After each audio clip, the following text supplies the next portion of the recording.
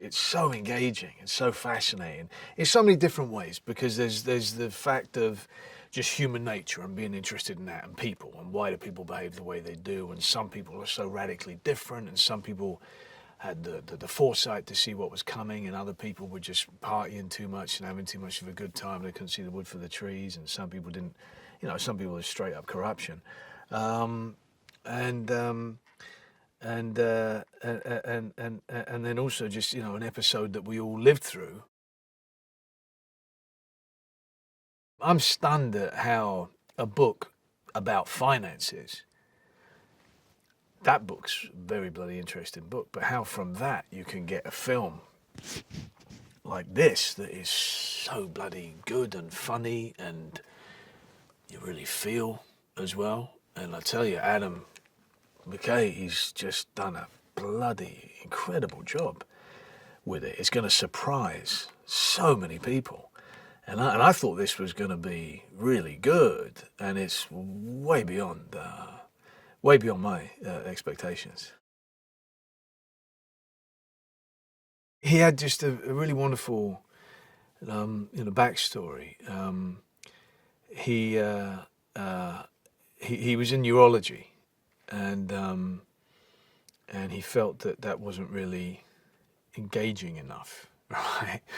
So he in his spare time, he's one of those people that just never stops. He accomplishes so much in each and every day, and he's really got such a brilliant mind. And he's also such a family man as well. Like, that's really all that he cares about is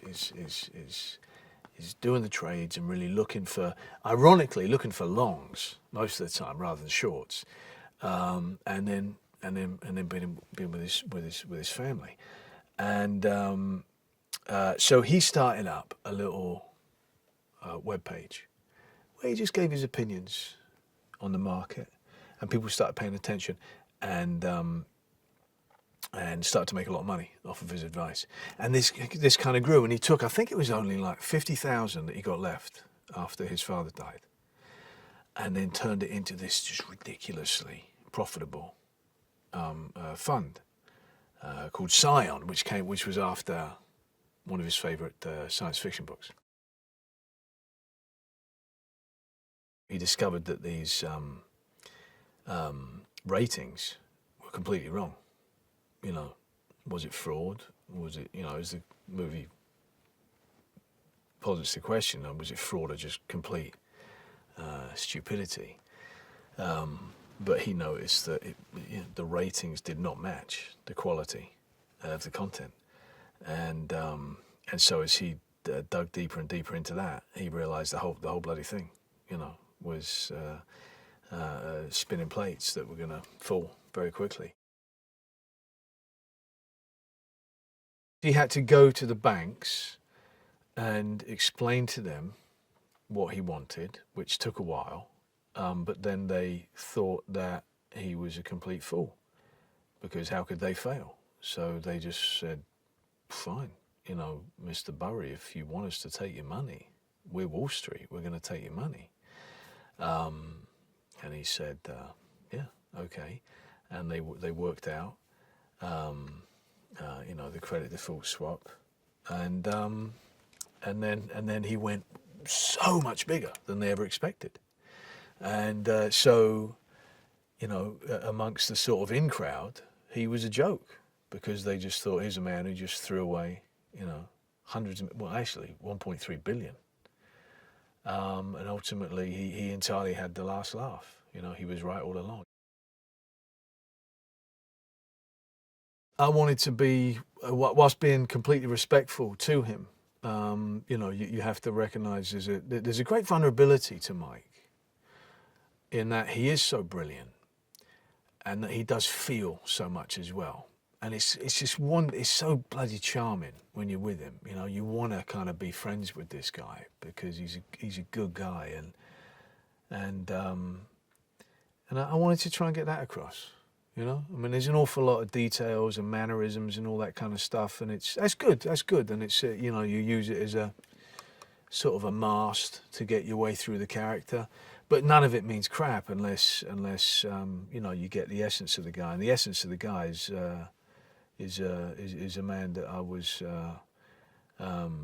I grew to like a great deal.